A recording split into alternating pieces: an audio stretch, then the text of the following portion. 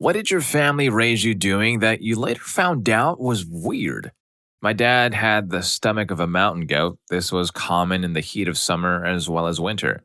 I don't remember if my mom ever ate the same way he did when I was a child, but all of us kids did. It was frowned upon to throw out food, so if we had supper leftovers that, quote, weren't enough to put in a container in the fridge, they would be left on one plate on the counter for us to pick at if we got hungry again before bedtime or for lunch the next day, etc. He always very strictly drew the line at chicken, though. Chicken was not allowed to sit out for long periods of time or it would be fed to the raccoons.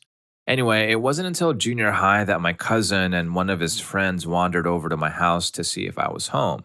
I wasn't, we'd gone to visit my grandmother, found the door unlocked, and came in to play some video games until we came back home. His friend commented on the food on the counter and later asked me why there was food still out. It was hard to explain because I had no idea that this was considered messy or to some incredibly unsanitary. Anyway, all that being said, I have only gotten sick because of it once, and it was from a chicken sandwich I bought at Tim Hortons. I worked there at the time, and all the staff ate together that day and all had a chicken salad because the buns were perfect that morning, and we all got really sick. I very rarely get sick from colds, flu, etc., and I think it might have to do with my crazy immunity from eating as I did when I was little. So the raccoons, yeah, well, we lived in a forest and we had the idea to feed them, hoping they would leave our garbage alone if we did. Surprisingly, it worked. They also coexisted with our cats to the point of allowing our cats to care for their babies and share their food, which they're not supposed to do. And we had to be careful not to domesticate them too much because we knew not everyone would be as welcoming of their presence as we were. They'd let us pat them and scratch their ears if we reached out. This is another thing that I thought was completely normal, to the point that I always assumed that cats were indoor pets and raccoons were just outdoor cats. Story 2. My dad hunted beavers and he took us out on his beaver hunts as well. In the 80s, you could still make money on furs and pelts. This was when fur was fashionable and before fur farms. In the winter, the ranch had little income and we could make grocery money by trapping and hunting. One winter in particular, the river was too high and moving too fast to fully freeze. My brother and I would be in front of the computer playing video games in the cozy basement when Dad would tromp downstairs and ask which one of us was going to go with him. This job was just so bad, there was no self-sacrifice or loyalty. Immediately, we would start lobbying why the other should be punished with this task. We'd sell each other out so quickly, trying to prove who was worse in the eyes of my parents by what the other had done academically or recently been caught with anything forbidden. The job entailed putting an aluminum boat in the river that was slush on top and near freezing water on the bottom. It was impossible to be dry, but any part that got wet froze immediately. If you were touching the boat, your gloves, coat, or pants would freeze to it. This meant removing gloves and using hands to peel that item away from the boat. Our job was to ride in front of the boat with a spotlight. Dad ran the motor and held the rifle. When he would see a beaver, we would have to keep the light on and not let the light get wet, as any water on it would break the lens and leave us in complete darkness. Dad would hunt and then change to the motor to get to the beaver.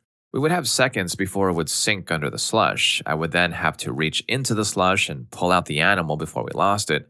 If we got one or two, then we could end it and go home. After getting home, the one that had to go out got unlimited video game privileges for the rest of the night, no question. Wait, you guys didn't do this too? Hold up, I gotta ask you really quick. Is it just me or have y'all scrolled enough on your phones on TikTok or IG to catch those clips of cute beavers doing cute beaver things, like laying on their backs and just chilling in the water without a care in the world? Then, whack, OP comes into the frame and yeah, poor beaver. What's with all the animal stories so far? I hope this one's the last. Story 3. Every single Christmas morning, my little sister would run into my and my older sister's rooms and wake us up at 8 a.m. Before I had a little sister, this was my job. I, however, woke up everyone at 7 a.m. The three of us would then go into our parents' room and jump on them to wake them up. One year, I picked up our family dog and dropped her on my dad when he wouldn't wake up fast enough. Before we could go downstairs to get presents, we had to sing Happy Birthday, Dear Jesus, and bring our parents their robes and slippers. Once we got downstairs, we had to eat 2 pieces of toast and drink 1 glass of juice before we were allowed out of the kitchen. When we were younger, my parents would put up baby gates in the doorways exiting the kitchen so we wouldn't sneak out. Everyone had to finish their food and drink before anyone was allowed to leave. Once everyone had eaten and put on their slippers, we could go into the living room to see what Santa had brought us. The five of us all opened our stockings first, which contained practical stuff like, toothbrushes, pencils, and pens, along with candy and little books, etc. And we did all of this together. Wrapped presents had their coverings taken off and unceremoniously put into waiting trash bags, but bows were meticulously harvested to be reused. Undoubtedly, the most important part of this ritual was performed while we girls were in the kitchen, chomping at the bit to get out while simultaneously chomping on our toast. My mother and father were allowed to leave the kitchen, and my mom always, without fail, would go into the living room and yell, "Oh my God." She then told us how good we must have been. Now, I'm 20, my older sister is 22, and my little sister is now in high school. We still do this every year. I thought this was a normal Christmas routine for everyone until I was in high school and told my friends about it. Story 4. We moved every year, making frequent trips across the mountains in a pickup truck. My father installed a seat in the truck bed for my stepbrother and me and hung a curtain over the window so we wouldn't see him and my stepmother smoking. If it was just me, I sat in the front. We slept in the truck a lot. My kindergarten bus picked me up from a campground. For the summer, I would be picked up by my grandmother and put on a plane by myself to California to see my mother. She always had a birthday party for me, and then I'd make cocktails for her and my stepdad. I thought every kid could start a fire, eat campfire beans from the can, spend layovers alone in Denver, and have 2 birthdays. Also, my father had a very strange sense of humor and would make endless jokes like beeping if I was walking backward. If I was undressed, he would shriek and I would run away laughing. I actually do this with my kids these days and they do the same exact thing. He would tell me that I was too little by holding his fingers up an inch apart and tell me to be a man until I finally said, "God damn it, I'm a girl." Around the campfire, he would get out the BB gun and shoot at the ground, saying, "Dance, dance." We spent many nights camped out at huge bike rallies where we roasted animals, felled trees, and consumed much booze. Years later, I was seeing a therapist. I was pregnant with a baby who had minimum chance of survival. She did survive, but it was difficult. And she asked me about moving so much, like, was your father in the military or was he just unstable? I had never considered it as being unstable before and actually laughed. I thought I had a pretty good childhood. Well, in my unprofessional opinion and based on my own childhood, he sounds like a fun dad and a funner childhood than I'd had. Also, 2 birthdays? That sounds like a lot of fun too. Story 5. Having your young partners just move in. My brothers both had their girlfriends move in with us when they were in high school due to their rough home lives. When I was at the same age, my boyfriend of 3 months got kicked out, so he moved in with us, no questions asked, for 2 years. Several of our friends also just moved in with us. We also took in strays too. All 3 kids who are in their 20s now had friends or significant others move in. We couldn't stand the thought of them living on the streets because that's where they were headed and we had the room. One of those strays ended up being my husband. We have been happily married for 12 years and have lived in the same house for 25 years. My parents are saints. They recently took in my cousin's young daughter. She was a total degenerate, stole from them in the middle of the night, played loud music at all hours, skipped school, etc. My mom took it so hard when she finally relented and had her brought to a group home. This child got mad at someone she lived with and decided to handle it in her own negative way. She got kicked out of the home and was brought to her aunt's house. Within 2 days, she fought with her aunt. My mom still thinks she could have been able to help her. Sometimes no amount of love, hugs, and respect will fix what is broken. I remind my mom at least once a week that her 2 kids are thriving and that my happiness in my marriage is a direct result of her and my dad and how they interact with people. My brother has been divorced twice, but he still plays golf with his second ex. Story 6. My family, Easter eggs contain money, usually $1, but sometimes $5. All the kids usually walk away with $20 or more after the egg hunt. Gambling at family parties. Aunts, uncles, and grandparents gave kids money that was not present during Christmas. I used to walk away with $400. I used to kiss my mom to say hi, and I didn't think it was weird. My girlfriend is totally creeped out by it. I used to hold hands with my mom, aunt, and grandmother. My parents always gave my brother and me 1 to 2 awesome, expensive gifts. Christmas was always fun since we always got what we wanted the most, not useful, practical stuff. To this day, I get annoyed when I receive cheap gifts since I feel like they wasted their money and I have to pretend to be grateful. I grew up with maids in the Philippines and did not dress myself until I moved to the US. I remember standing there as a kid with my arms out and they would put my clothes on for me. My girlfriend's family, they reuse aluminum foil. Her mother would wash it, fold it, and put it away. They do not flush to save water, and they reuse paper towels. Christmas takes forever since there are so many little gifts, and everyone opens one present at a time and they don't rip the wrapping paper. My girlfriend's mom used to be a preschool teacher. She would take home the uneaten school lunches. It used to weird me out when she would offer us reheated school pizza as a snack.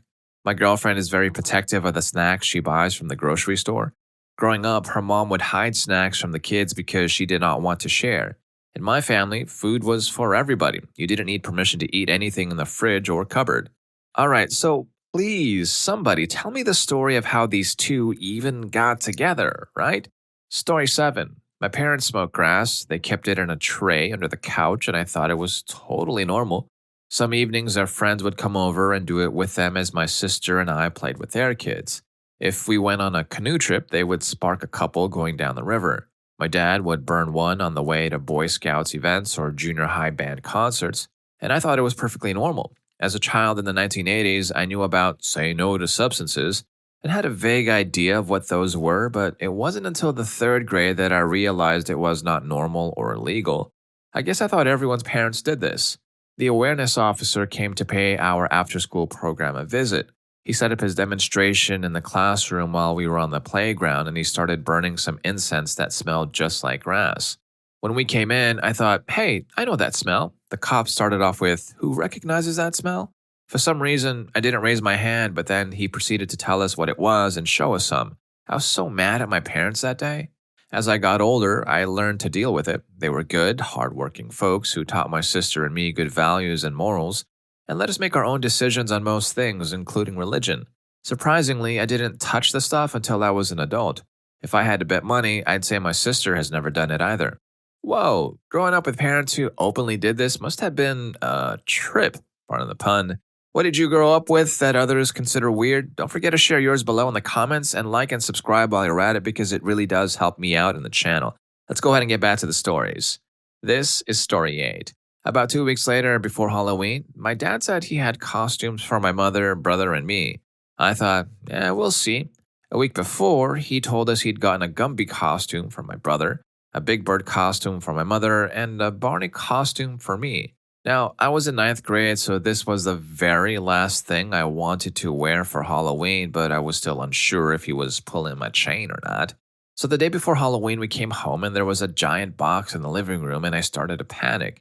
My dad said he wanted to try the face paint out now to see if he would match the costumes, and he painted our faces green, yellow, and purple respectively. At this point, I was thinking, damn, I'll wear the Barney costume to school and wear my costume to go trick-or-treating. Yep, we still went trick-or-treating. He then took a Polaroid of us and said he was going to give it to the paper as a The Peterson Family Does Halloween article.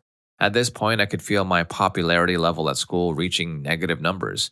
We then opened the box, which turned out to be stuffed with pillows and a cake that said, "Gotcha" on it.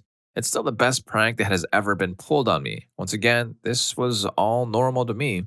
Story 9. Well, my family is really weird, as my boyfriend will attest, so I have multiple things. First, we make up words and use them in mixed company, like it's normal. Unfortunately, the only word I can think of right now is waller. It means to get on top of somebody and just roll around on them. So let me use it in a sentence. Henry, the dog, just wallered all over me. He got me good with those paws he has.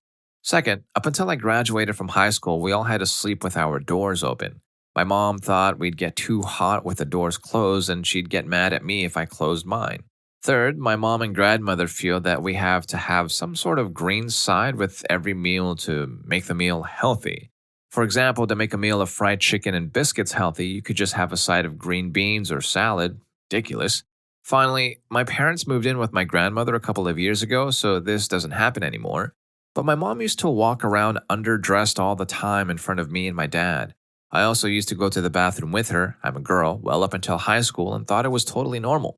Story 10. I grew up in a lower middle class, so both of my parents work. They owned a house and a couple of rentals and hustled away. My mom was generally working when I was little, so I rarely saw her. My dad was a workaholic and often worked 18-hour days.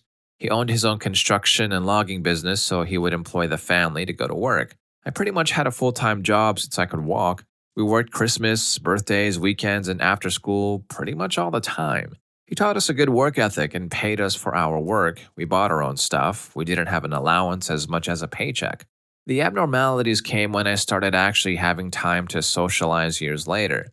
In high school, hearing people whose parents got them cars, I couldn't understand why they didn't buy them themselves.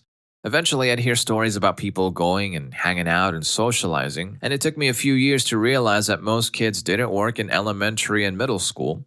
On the plus side, I've been able to build a house from trees since before middle school. I swear, if this person doesn't end up a millionaire in about a decade, I'd be shocked. I mean, come on. The money they'd save building their own house from trees would easily pay huge dividends if they put all of that in the stock market, right? Story 11. My family drove everywhere and didn't stop. We slept in shifts in the car, shared the responsibilities of driving, and made a total of 3 stops in a day: breakfast, lunch, and dinner.